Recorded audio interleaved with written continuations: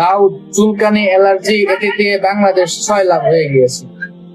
জায়গায় জায়গায় মানুষের প্রায় ঘরে ঘরে এই সমস্যাটি দেখা দিয়েছে। বাচ্চা থেকে শুরু করে বুড়ো বৃদ্ধ যে বয়সেরই আছেন অধিকাংশ লোকই এখন দাউদ, চুলকানি, একজিমা, অ্যালার্জি এই সমস্ত রোগে ভুগছেন। আমরা চাইলে 2 ধরনের চিকিৎসা নিতে পারি, একটি হলো প্রাকৃতিক, একটি হলো এলোপ্যাথি। এলোপ্যাথি ওষুধ পাওয়া যায়, আপনি চর্ম জন্য ডাক্তার দেখান। বর্তমানে মাইক্রোপি নামে যে ট্যাবলেটটি রয়েছে বাজারে, সেটি খুব ভালো কাজ করে, চর্ম যৌনের জন্য খুব ভালো কাজ করে, দাউদের জন্য ভালো কাজ করে। এলিমেট প্লাস লোশন ব্যবহার করেন, লরিস প্লাস লোশন ব্যবহার করেন, ডাক্তারের পরামর্শ অনুযায়ী চলেন। আপনার চুলকানি যদি কম হয়ে থাকে তাহলে অ্যালসেট ট্যাবলেট খেতে পারেন, চাইলে আপনি ফিস্টো ট্যাবলেট খেতে পারেন, ভ্যানারিন ট্যাবলেট খেতে পারেন, বা অ্যালাপ্টল, সেট্রিজিন এইগুলো খেতে পারেন।